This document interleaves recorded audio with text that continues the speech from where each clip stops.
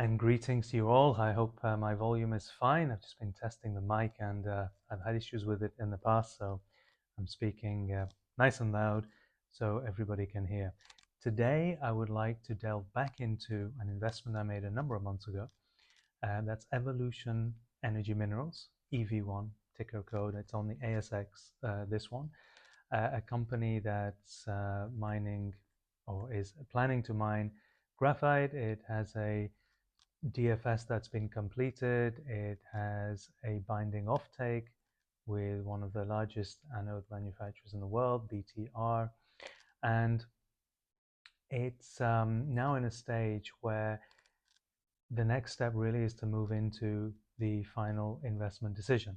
Now, there have been sort of changes, especially in the management this year, and the share price hasn't done fantastic, but I've also come in at a very low point with significant potential in my view.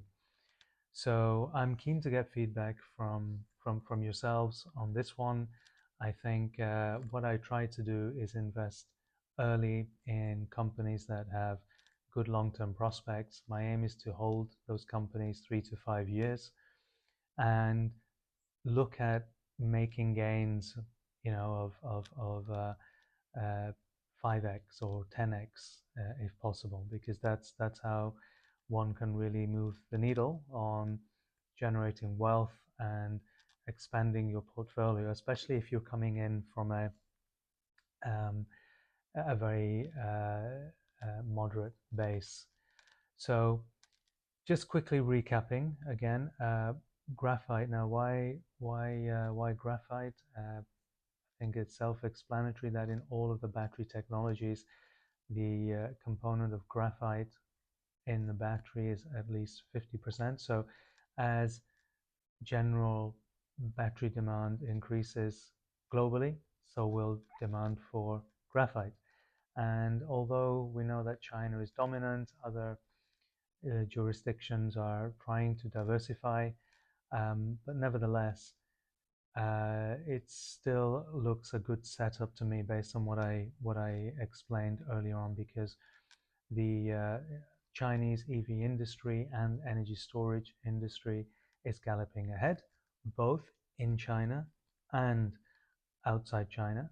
And at the same time, this resource being in Tanzania, it's in a country which is quite, I would say, neutral, whether it's with respect to the US, with respect to Europe, or Asia. So that's what I like about the jurisdiction as well.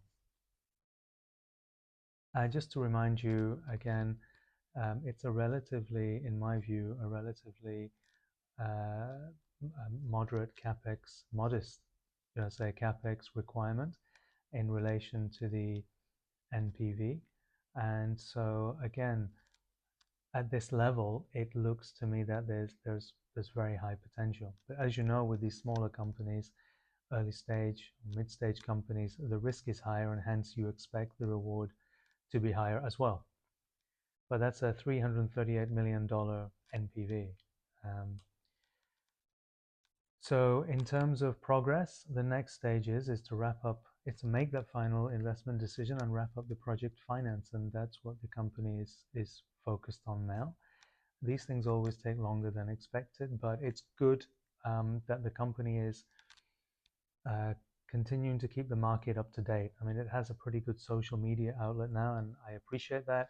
And also there are sort of regular news flows coming in the press, which is also good. At least we're getting feedback, we're seeing and hearing things. So the latest news to share with you, I shared this last time as well. So first of all, Shaw and Partners have got a target of 24 Australian cents on this company in terms of, let's say, 12-month ahead price or value. Again, I would take that as a guideline. These things always take longer than expected. Right now, it's below 3 cents, so it's slightly below what I have bought at. So the potential is quite significant. In my view and from experience, if you got a company moving into FID and then mopping up the project finance, normally you can expect the company. I mean, this is a rough, but to get to a value which is a third of the NPV of its project, something like that. Um, that's not science. That's just what I have seen in some of the investments that I have, which means that potentially, there could be a quick, maybe 3 times re-rating um, from where we are now if we get that progress. Now I know there are currently some unknowns in the industry, the re-election of Donald Trump, the slowdown of EV take-up in Europe, concerns about subsidies and EV charging rollout, um, government policies. These are all things that, and there are many things that we just do not have any control over. So what I'm looking at, those things that at least the company can influence, the market dynamics, serving the customer. Now, in terms of serving the customer, from what I have seen and from the projections and analysis, we're still seeing a healthy uptake of EVs, and we're seeing a massive acceleration, in fact, of grid integrated energy storage. And therefore, I'm still bullish about the end customer demand for battery storage and hence for graphite. In the end, the 2030 trajectory is not debated by anyone, even though short term there may be numerous opinions. Next, I think I'm going to read off a news flow here. I think some recent announcements by the new Chief Executive Officer about starting early works at the site in preparation for moving ahead. I mean, okay, early works may mean just shoveling a bit of dirt around, but still, I think it's a good announcement, and if they're doing it, that's really good. Previously, I have tracked the news flows on, let's say, the social side of things, resettlement, all of these things, and the company's done pretty well there, I have to say. Those, environmental permits and local issues, they can become a real thorn in the side. I mean, we've seen with Rio Tinto, still known as that, in Serbia with respect to its mine. I mean, it can cause local revolt. So from that perspective also, I think the news flow has been good. And I was actually quite impressed on this next news flow with a little clip, an interview that was given by a non-executive director, Craig Moulton. Yeah, he was quite eloquent. It seems quite organized. It seemed like there's a seriousness to get this project done. We never know, but these are just from the elocution of what he was saying, from the body language. These are just some things I've picked up, but putting it all together with the news flows and with the progress they've made.